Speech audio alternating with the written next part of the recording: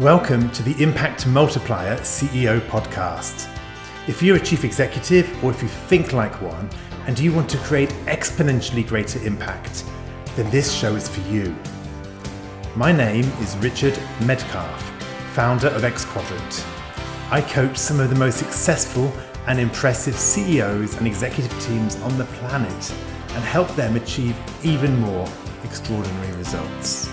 Because no matter how successful you've been in the past, there's always a whole new level of impact available to you. So, if you're ready to play a bigger game than ever before, I invite you to join us and become an Impact Multiplier CEO. Today, I'm getting to speak to Pythagoras. Well, at least it feels like that. This is the Pythagoras of productivity. David Allen is the world's probably top expert in personal and organizational productivity. Time magazine called his flagship book, Getting Things Done, the definitive business self-help book of the decade. And Fast Company magazine called David one of the world's most influential thinkers in the arena of personal productivity. I've used David's material myself for many years. I found it incredibly helpful and valuable. So I'm thrilled today, David, to have you on the show. Welcome and thanks for coming. Thanks, Richard. Thanks for the invitation. This will be fun. You're a fun guy. Yeah, well, this is going to be fun. So I guess let me dive straight in. And my first question really is, aren't you bored of this stuff yet, right? You brought out your book over 20 years ago. It's been incredible success. And obviously you've toured the world speaking about this subject. So I'm kind of thinking, sitting here today, what are we going to talk about that you've not talked about a million times before? So aren't you still bored? Aren't you bored yet? Well, let's even extend that. It took me 20 years of my work, sort of developing, refining, and implementing the methodology I came up with before I even wrote the book. So I've been doing this for 40 years. Right. So I scratch my head and say, I should be bored.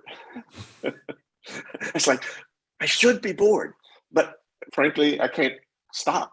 I mean, as we can get into it, it's like, to me, this is just such core stuff about improving people's lives. And, I have as you do, I have a kind of a ministerial background myself. And so a lot of my work is about just helping people, and I had the good graces to uncover a methodology that doesn't hurt anybody and does anything, but it just improves people's condition, so that they can live better lives and do better work.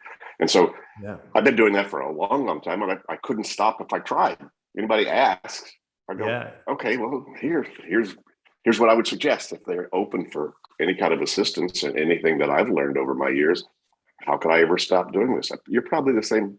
I imagine you're in the same boat, right? Yeah, exactly. I'm definitely on a mission to multiply the impact of high-performing leaders, get them out their comfort zone and into their next level. That's what really excites me. So people make a bigger difference on their planet, on purpose, on productivity, on all these things. I guess my question is, why is that your mission, right? Why, what gets you out of bed in the morning when it comes? Why do you feel productivity is so important to you? Why is it something you want to dedicate your life to, or you have dedicated your working life? Well, my mission, at least career-wise anyway, is to, create a world where people perceive problems as projects and get off the complaining victim, side of the game and get in the driver's seat of their life. And, my work does that. So I don't know that I'll create that world by the time I check out, and I'll be 77 this year. So, but until then, as long as I'm conscious and as long as I can do it, as long as I find people that are open or interested in the methodology, I couldn't stop if I tried. So what's the change? If people see problems as projects, how does that change things for them? Gets them in the driver's seat. They're suddenly going, oh, okay. Because in the driver's seat, well, the zeros and ones of productivity are outcome and action. What are we trying to produce? What's my desired outcome? And how do I allocate or reallocate my resources to make that happen instead of something else? Yeah. So, that's the essence of this. And so when people sort of hop into that game, outcome and action thinking, you're not born doing, I don't think. We don't hop out of our mothers and go, wow, what exactly are we trying to accomplish, Mom? And what's the next step? Is that yours or mine? It's actually learned behavior. And it's a cognitive muscle, as we've discovered over all these 40 years of our coaching. It's a cognitive muscle you actually have to train and habitualize. That you don't start meetings without going, well, what exactly would we like to accomplish by what time today? And you don't end discussions without going, well, excuse me, so what did we just decide? And what's the next step? And who's got it? Well, come on, in dealing with it, you must, deal with the people you deal with. That's an absolutely critical factor for how they operationalize, whatever they're doing. So outcomes and actions, I'm thinking a lot of high-performing leaders are going to be saying, David, come on, I live in a world of outcomes and actions. That's my whole life, right? That's why I'm a high-performing leader.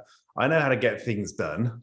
I'm always talking about outcomes and actions. I've got to have meetings and plans and goals. I get more stuff done than 99% of people. So I'm kind of wondering, for those kind of leaders who are already, making a lot of things happen in their business in senior roles, what problems might the GTD methodology be solving for them? So, what does this stuff give them that they might not have already figured out? Or is it more for junior people? No.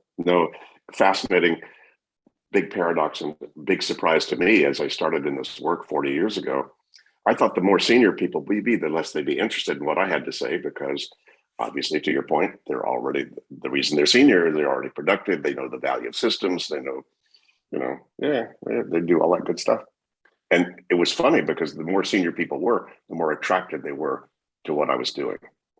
So the people most attracted to my work are the people who need it the least. They're already, probably you too, they're already, what got them there, are versions of this methodology, outcome and action thinking, to your point. Right. The value of system, the value of closed loops, the value of action thinking, the value of outcome thinking. Yeah, I got it. And most of those folks are good at that. They're not excellent at that. They don't need any time. They need room. So what they need is, I need more room. I could be a lot more, I could create a whole lot more if I had more space to do it in. Yeah. If I had a better team to hand off my $1 million ideas I come up with in the morning to, or if I had a way to track that and as a way to leave and create more room, so I'm making more intuitive strategic decisions about the infinite number of options I've got to do. Yeah. So if you're familiar with this methodology, that's a lot of what it does. Is it gives people more space to lift up in their horizon and be more creative, more strategic, more of service, more present, tucking their kids into bed. Yeah, absolutely. And I think it's a good point. Somebody must, I use the system myself in many ways, and that question of building systems and having a mental structure and being able to understand what kind of thing is the thing which I'm being presented with right now, and therefore where does it fit in? That stuff is actually really helpful. So perhaps you're right there, that actually executives who are already working at a high level almost see that there is a need to continue to, there is a real benefit in fine-tuning that systems thinking, right? Or that machine, those set of habits, because they're generating so much with them, right? It's a high-performance engine. They want to tune it up. Absolutely. And, what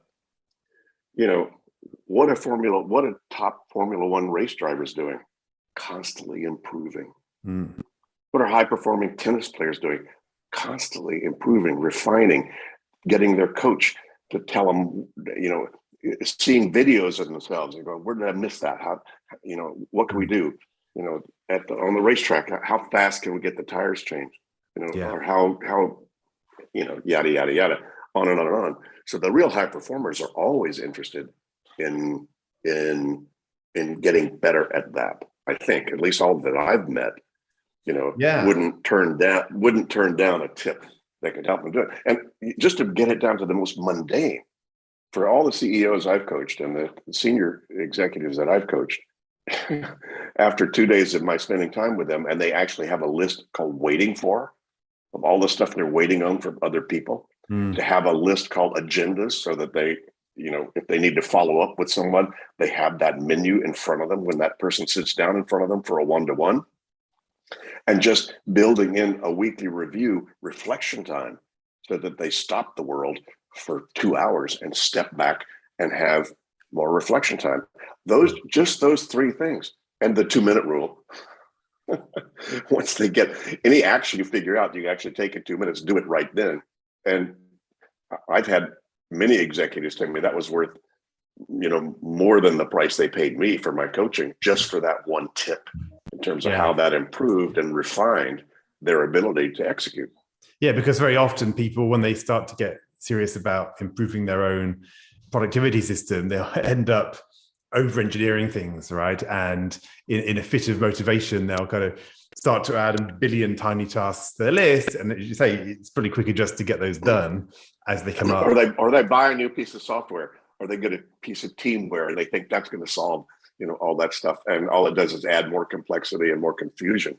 Yes. So So I totally see this. As you know, I'm in the process of finalizing my own book, Making Time for Strategy. And I'm focusing on that because one of the biggest issues I see leaders have is they just don't have enough time to slow down, to think, to carve out space in the diary, and to get out of the operational stuff and onto the stuff that really moves the needle.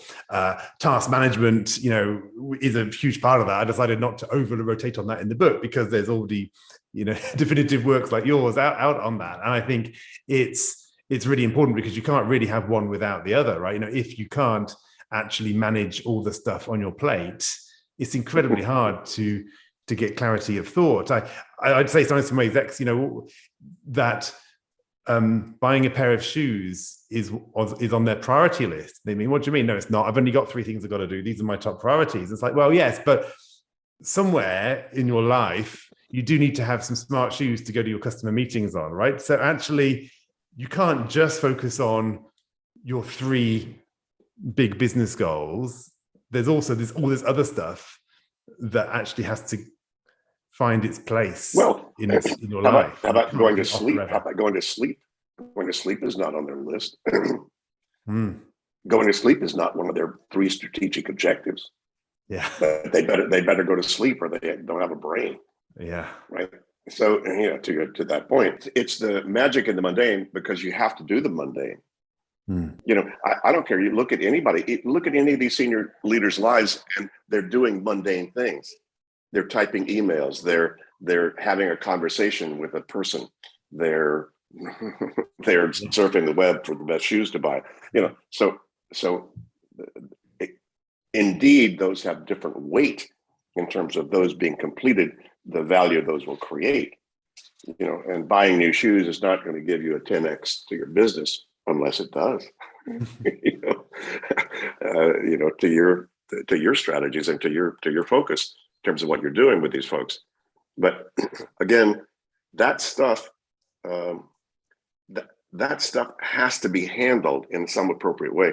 I recall somebody, I don't know who said this, but I certainly stole it from them. The definition of a successful executive are those who solve bigger problems than they make.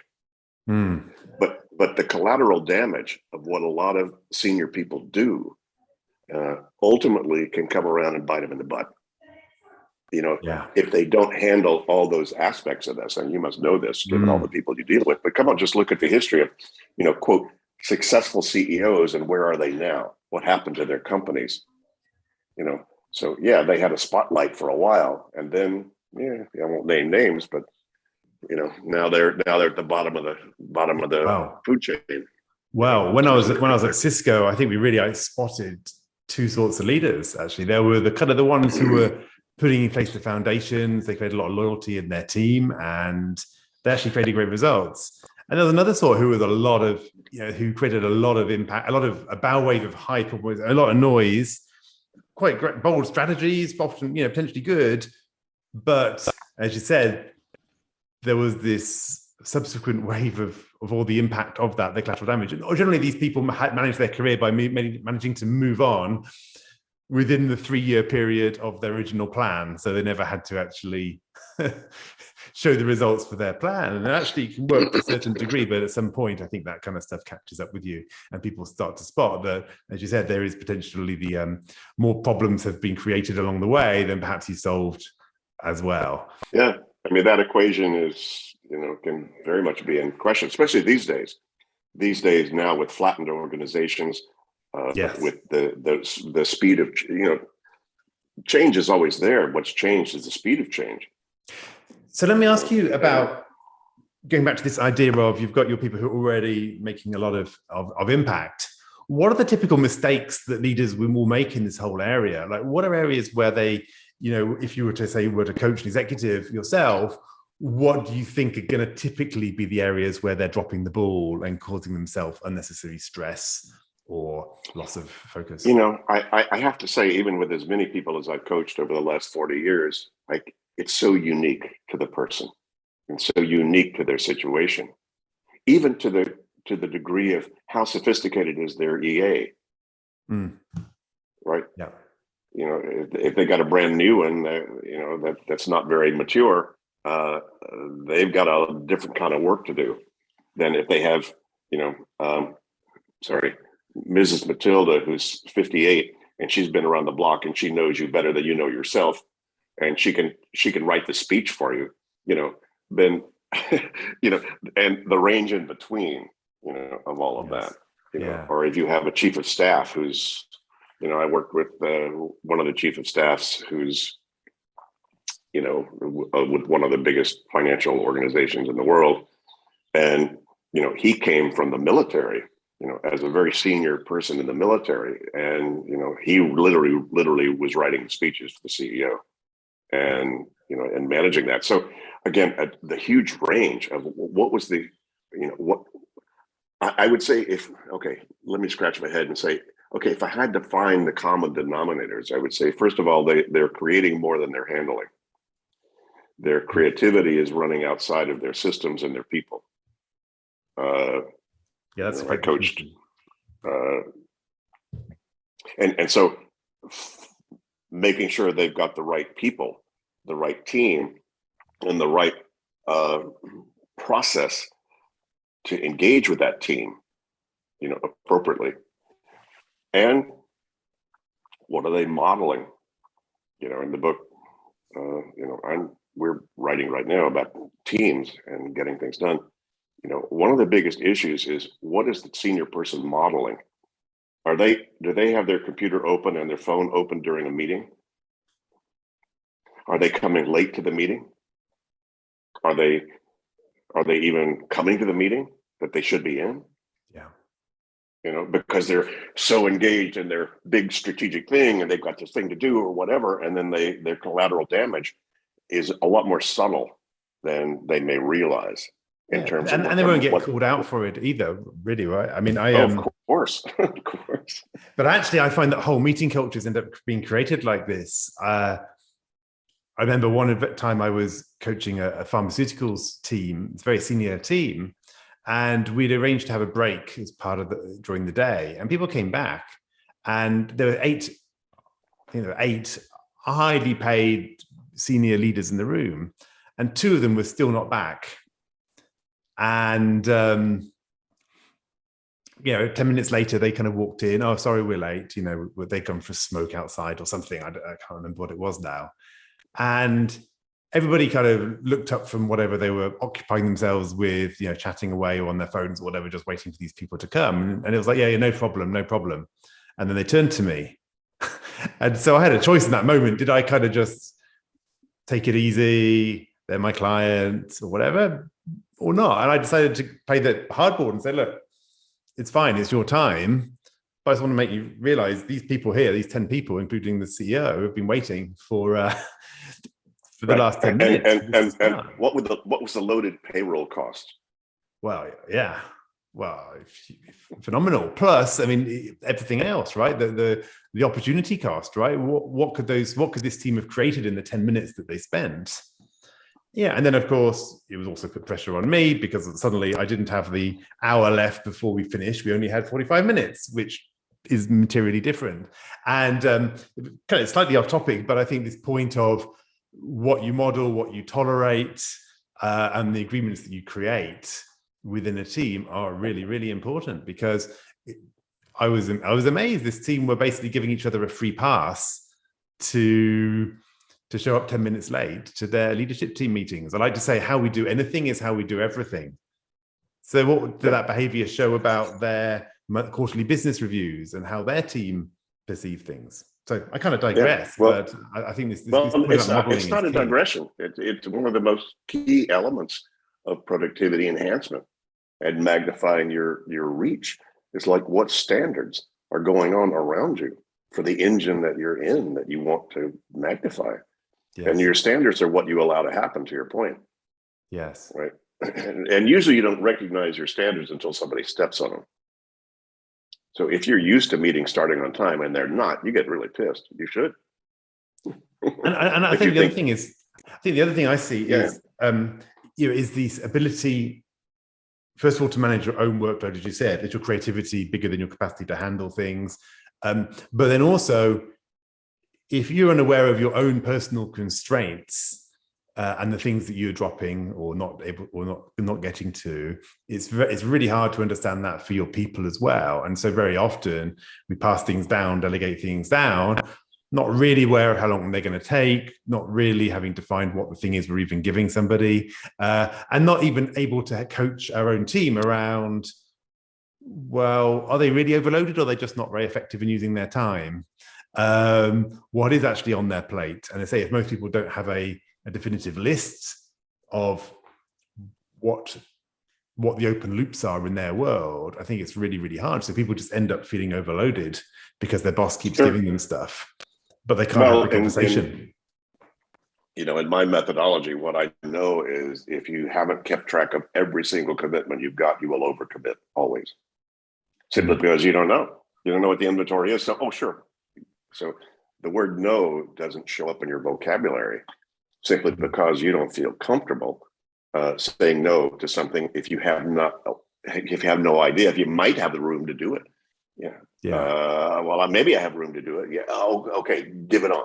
And especially if that's your boss or your and there's often commitments which are not articulated, right? So as in, if you stop and think about it, you realize you should be spending time developing your team or spending time with your family, right? And yet they're not strategic on the project list. Yeah, and as you know, I talk about the different horizons and strategy and vision. Those are up in the higher horizons of your commitments, and those, if you don't have those really clear, you generally will always overcommit, and it's very difficult to then prune and curate your commitments, which is absolutely critical, especially the more, come on, anybody listening or watching this, I'm sure have discovered that the more senior you get, it doesn't get easier. It doesn't get less in terms of opportunities and things to do. Yeah, maybe when you finally retired and you're just on 3 boards and maybe at that point. But even then, I've coached people that were right at the sort of retirement side of things, but they were so involved in some not-for-profits and charitable things and service things that they wanted to be doing. They still had that same issue, just about more things than the company. So and one of the things I find myself doing with anybody at CEO level or below or wherever is actually, I'm going to say it's even more, was just as prevalent at the CEO level as anywhere else in the organization, which is that it can be super easy to focus just on the next quarter. And that's why so many people kind of say it'll get quieter next quarter, or let's follow up on that next quarter or whatever, because all it's really in their frame of reference is what do I got to do this quarter? And I like to say, if you as a senior leader is not thinking about what's around the corner, who else is? Nobody else is. And so being able to manage those commitments at different horizons, like what are we actually trying to create in the next 3 years? And actually, how does that matter now? What are we doing this month or this week that's going to move the ball forward on that? And I think sometimes people forget that because they're so swamped by the operational day to day. Yeah. Well, let me ask you something, Richard. We've got a partner, and delivering a lot of my methodology out there. Very successful company, and they've become part of a private equity firm. Mm. And most private equity is looking for the 5-year return. Give me 10x on our money, then whatever. This private equity firm is into the long game because they invest in educational companies, and they said we have a different value than the 5-year return on investment. We want to know that you're creating value out there, and delightful to run across some deep pockets out there who actually have that value and are actually putting and making that work. In other words, they're actually doing that and making those kinds of decisions and giving people the freedom to not have that sort of quarterly whatever. So I'm curious, given all the people you're dealing with, are you seeing a trend toward sort of higher long-term value thinking, in terms of where the resources are? Or is it all still sort of driven by the market and the quarterly return? Hi, this is Richard. I hope you're enjoying this conversation. This is just a quick interlude to tell you about my book, Making Time for Strategy, which is being released in January 2023.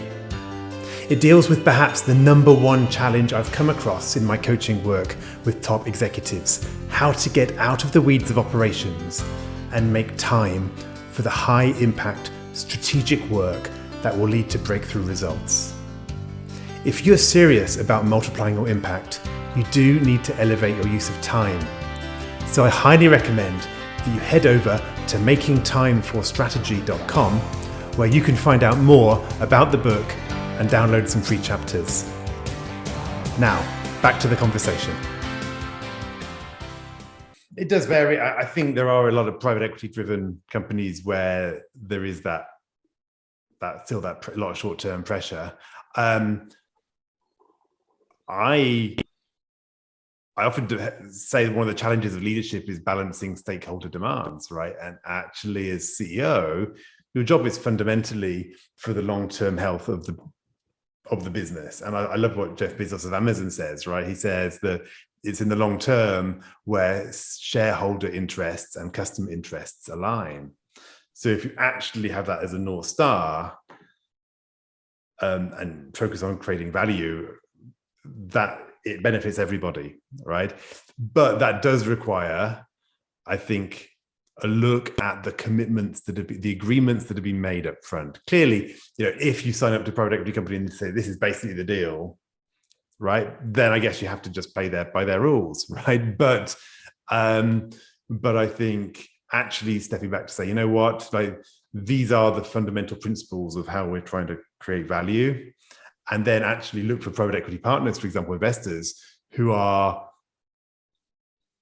understand the bigger game that's playing. So I think there definitely are players like that who are able to understand the bigger game. Clearly, they want a return, and probably you do as well, right? And you're probably not going to, in this world of uncertainty, you're probably not going to bet everything on a hockey stick that's going to start to come over the zero line in 5 years' time or 6 years' time, right? Clearly not, because there's so much volatility. But I think, for me, it's a job of leadership to actually make the case for the right strategy, right? And then to make sure that you hedge your bets in a way that you are generating returns over the different timeframes. But I think that the biggest danger is when you over-rotate to quarter by quarter, because you locally optimize each time. Actually, you don't end up making the return you wanted in 5 years anyway, because you didn't do the things in year one that you actually needed to do. And I think that's where the question of influence comes in, of actually aligning people, rather than, it's easy to take the easy route and just say, yeah, we'll do this quarter. It takes real leadership to say, I'm playing a bigger game. Yeah. And a lot of it's going to be, what are your constraints or what are your resources and what are they demanding? Yeah. To your point, in a way. I just had dinner last night with a long-term, a great friend of ours, who runs an investment company, and he comes out of the food industry. He ran Unilever in Russia for years and has done a number of other things.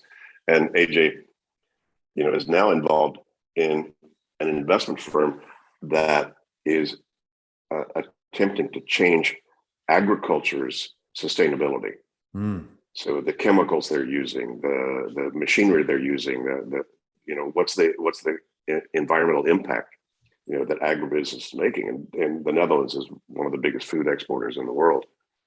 And it's like fascinating to know what they're doing. So obviously, if you're coming to an investment firm that has that kind of value system to it, or the constraints called, look, if you guys don't step up to the plate, you're gonna pay a price, downstream here, given regulations, given whatever's coming up from a government, and I don't know, from all the other angles, about that. So it's fascinating world. And say there is definitely a shift, and I'm definitely seeing before the deal is made, people actually saying, what kind of investor are we looking for? And you make your choice, right?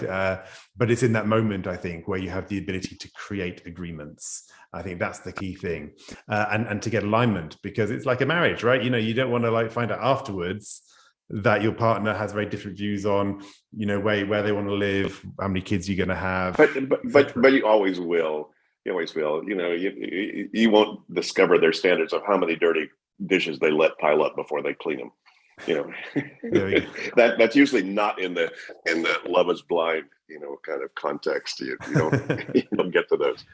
So exactly. Anyway, so back to topic, I guess, because you and I probably work with anybody, no matter what they're. I've coached people in the a lot of my initial training in corporate training and coaching was in aerospace in the US. Right. And these people were making bombs and killing people. People said, gee, David, how do you feel about that? I said, well, look, they're doing the best they can with what they have. And, if they can learn how better to manage themselves and are coming not so much from a fear or protective standpoint, they make better choices. And so, and people will do more damage to each other in a relationship than wars. Emotionally anyway. And so I had to make a choice about whether I was willing to help anybody who was interested in the help that I could give them. And I made that choice. So that's still what I do. Again, it's back to, if I could teach somebody to get more in the driver's seat of their life, they'll make more of their decisions out of a conscious choice and an intuitive choice, that's maybe spirit driven or heart driven or whatever, than just being reactive, and fear based. So I had to make that choice a long time ago. I didn't have to make that choice. I just, I was looking for a good job and anybody would pay me to do what I was doing. So, but after the fact, looking back on it, I say, so it didn't make any difference. That's fascinating.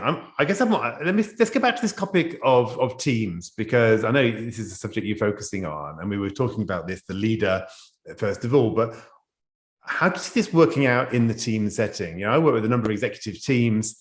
They're often teams of high performers. They're not necessarily high performing teams, right? Because they're functional leaders. They're great at what they do. They know their technical thing, but perhaps as a team, they're not always coming together with the cohesion or with the alignment that they need, or they're not always focusing their decision making on the big issues or whatever. So, with this lens that you have of looking at the world, what do you see team dynamics? How do you interpret those? What are the issues that you see there? Well, I have to admit to a bias here, because we were one of the first organizations to implement holacracy 10 years ago. So the whole idea of a self-organizing team, so that there's no job titles, there's only roles and accountabilities for those roles. So, one of the first questions I have, and it's true for GTD as well, if we were working with a team, who owns the team? Who owns by the way, what's the purpose of the team? That's the first question to ask, because you only have a team because there's some reason to have a team, right? You don't have a team. Yeah. Well, you may have a team to just party. I don't know. But see, I take team and we're taking team in a much larger context called anybody you intersect with that you're trying to accomplish something. Yeah. So which is now most of the reality for people, right? Most of the work goes in informal collaborations, right? Well, it's you and your kids. You got 2 kids. You're a team. Yeah. What are you trying to accomplish together? Or what do you need to accomplish together? And so dealing with what are the principles that have to do with that was like, well, okay, why are we working together? So let's take an purpose? example. If we're, let's say that you get together in a new, a project team is assembled, let's say, right? And you're charged with leading this particular project team, or you're convening this team. What would be the first things that you'd want to talk to that team about? Or what are the kind of agreements or discussions that you would want to have? I think one about purpose, but what else would you be talking about? Getting clear about the purpose. Maybe it's obvious. The purpose is to launch X product by March the 1st. Okay. Mm-hmm. That's fine. And of course, what's the purpose of the product? Then you can back up into the sort of, my natural planning model, which is, okay, what's the purpose of all of this? And then what's the vision of wild success? What would wild success look like for this team by when? And maybe that's a number, maybe it's an experience. I don't know. It's like, what is that? And let me just slow you down. Do you think that teams don't know their purpose?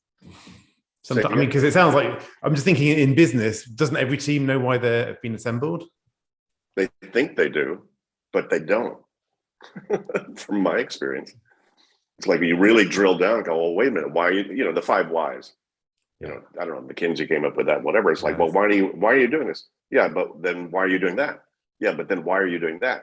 By the time you get to the 5th why, you've uncovered the reality of what's driving the decisions of the owner of the team, if they even know. Well, one thing I like to say to exec teams is, is the company thriving because of you or despite you? Right. So what's the actual contribution that you believe you need to be making into this business? Perhaps it could run completely well without you ever having to meet up, right? With it just running as it is. And the other way is like, what's the success criteria? Like, how would you, what's the finish line in a meeting or in a quarter or whatever? Or even when do we know we can disband this team, right? Like, what's the trigger? That absolutely. I mean, that's what I say. Just do the hypothetical. Okay, team, let's just not meet anymore. What's going to happen? Yeah. What's the downside? And that's where you start to uncover what the purpose of the team would be. Once you get that clear, don't let anybody come 10 minutes late. Excuse me, I think this is pretty important because why this team exists is X, Y, and Z. You want to endanger that? Well, I had a great example with one team I was working with.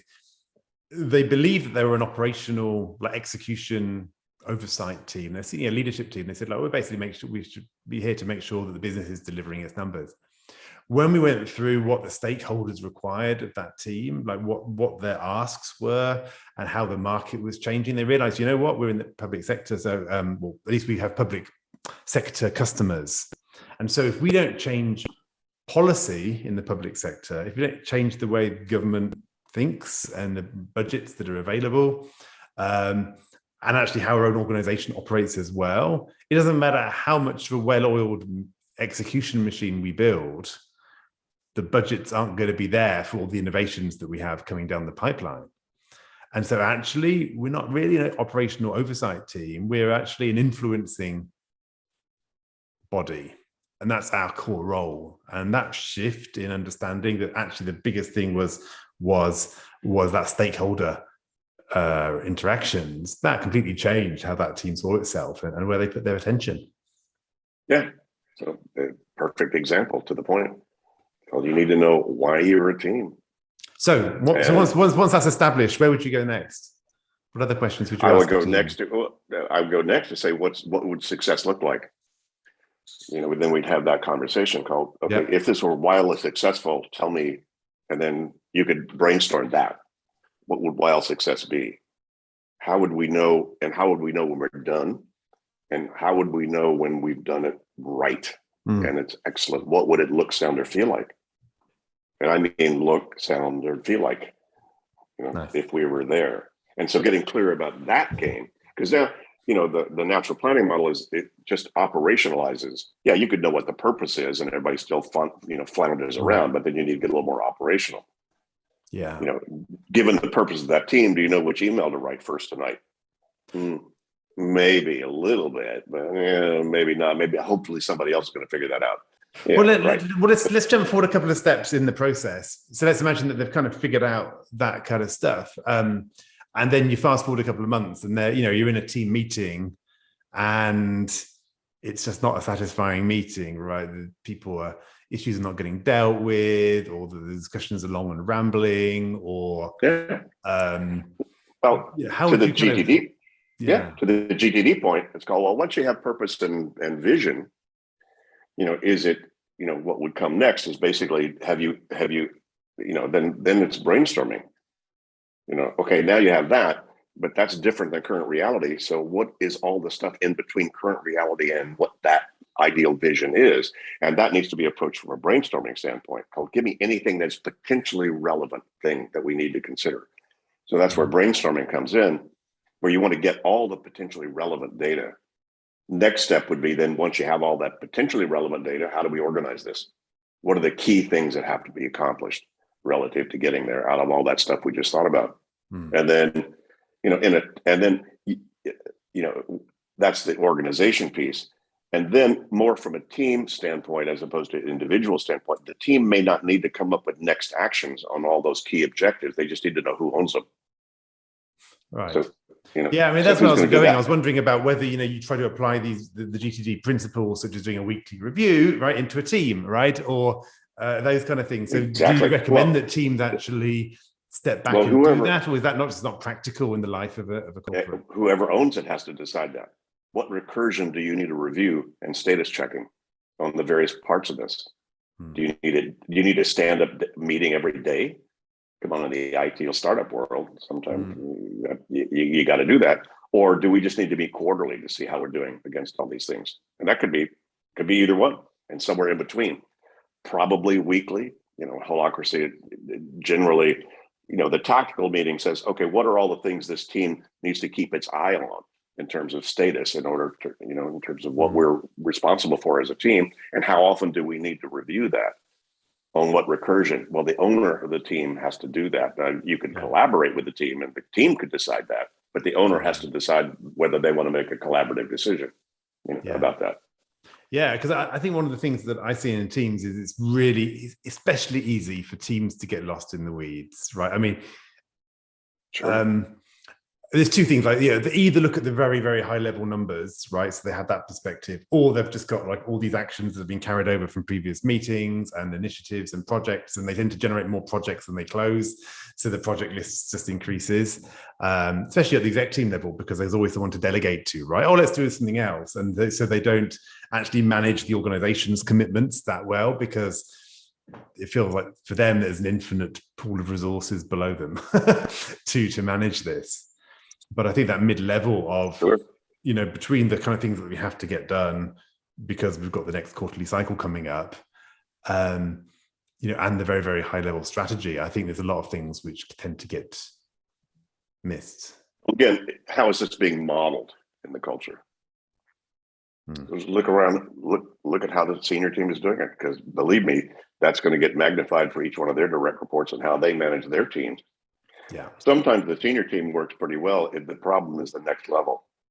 That's often the case. The next level, I think, is one of the key areas, because it's the pivot point between the leadership and the rest of the organization, right? The next level probably expands out 6 or 7 times. So if you've got exec team of, let's say 10, just for round numbers, you probably have a second level that might be 50 or 60 people. And I think that level of leaders is a huge reach. Yeah, and bringing this down to my work, if you don't have people who are managing themselves well, that creates crappy meetings, creates crappy emails, creates crappy having to follow up on something that somebody didn't follow up with, creates crappy unconsciousness about what our commitments are. All kinds of stuff falling through the cracks, and that's why people are down in the weeds. They're trying to, they're just trying to deal with a lot of stuff that's just not being done very well. You can have a great team meeting, but if people walking out of that meeting are not handling what they've committed to well, then you're going to have another meeting, and then you're going to have another meeting about the meeting they should have had, and then yada yada. So it really comes down to, to a large degree, once people individually catch, what I teach and the getting things done methodology, these are not issues. Because if some person in there is unclear about something, they've got that as an agenda. I've got my attention on this right now. What's the next step I need to take? I need to talk to Bill about that. Yeah. And you need to go offline and not try to do that in a meeting that 6 of the people don't even care about that conversation. You should have handled that conversation when it first showed up. Yeah. And that, I I think ad infinitum.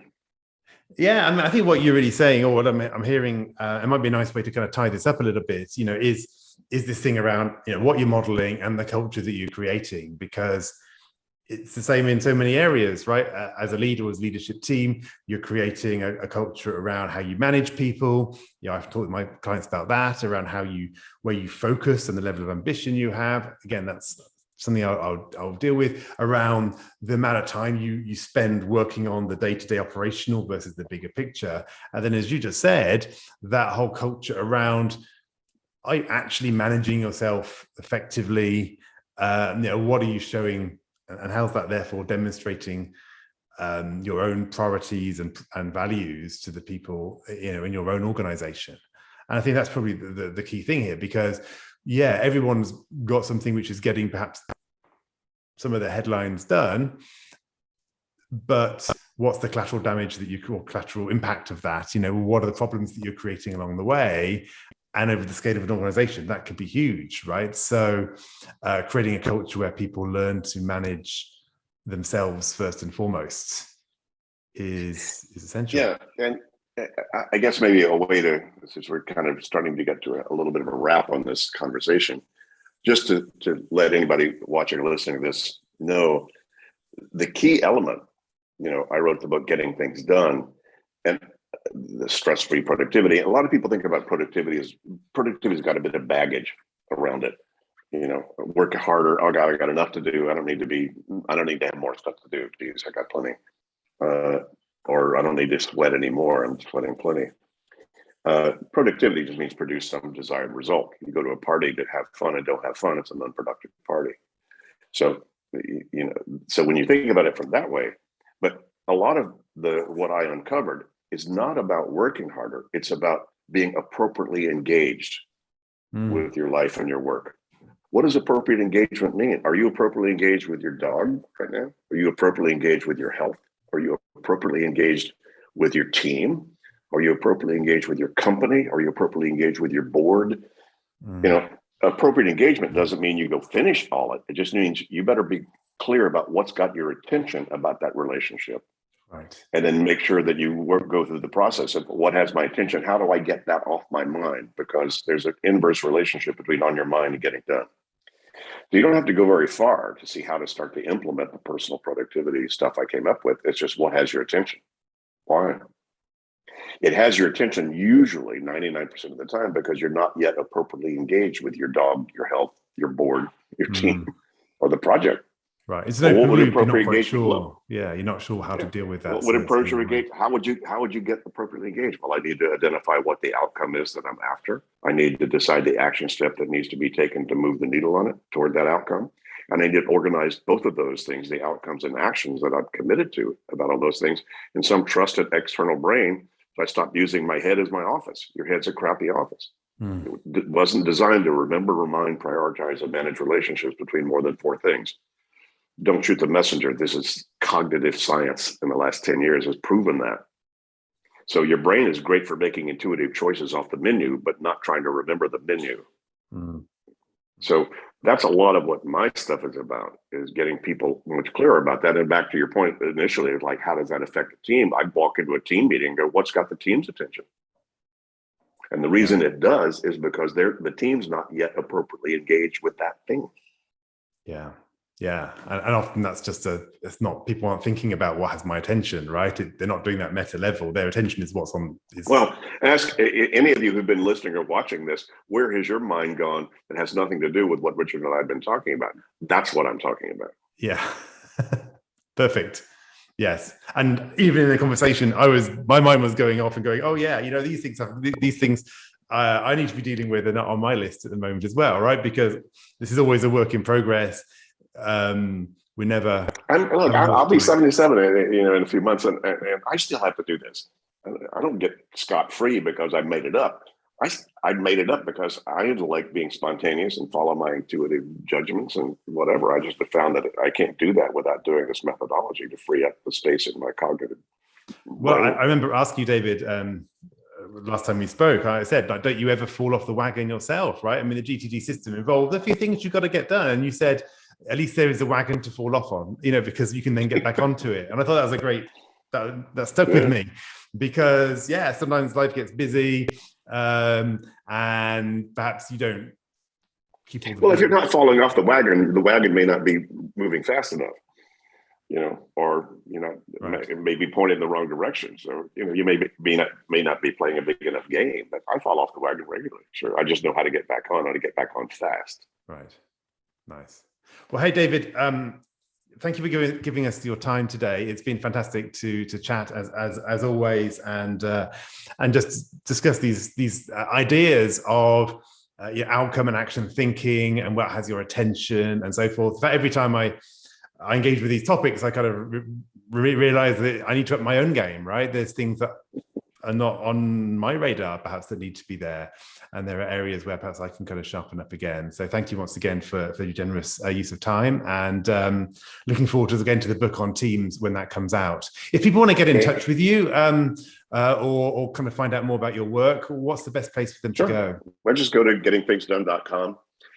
Depending on where you are on the planet, we've got certified trainers and coaches all around the world now delivering this methodology in more detail. So if you want to get one-on-one coaching, or want to go to a public training or get an in-house training, of our stuff, you'll see that. Just go to gettingthingsdone.com and click on training and coaching, and then type in your country, and you'll see who's our certified partner and certified trainers in that area. So that's the easiest way to get in touch. If you just go to gettingthingsdone.com/YouTube, you're going to see my 3 TED Talks. You're going to see me talk about, you get sick of me just talking about this same kind of stuff, but in many different ways. And that's a way, if you just want to snack on what this is, that's it. And obviously the book, Getting Things Done, the new edition, Getting Things Done, is a great manual for everything I've been talking about. Yeah, I definitely recommend the book to people, because the book really allows you to engage with these concepts and really learn the language, which really help things stick. So that's definitely recommended, as well as those other resources. Well, thanks, David. Many thanks. One last comment. What's your mantra? If you were to leave one message, one saying, or one word of wisdom, how would you want to end this? Well, your head's for having ideas, not for holding them. Perfect. Thanks, David, and speak soon. I hope you enjoyed this conversation. Now let's talk about you. When you're in top leadership, when you're in the biggest role of your career, who supports you at a deep level as you lead others? Who helps you multiply your impact and get to the next level? If you're ready to learn more about our content, our coaching, and our community, then visit us at xquadrant.com.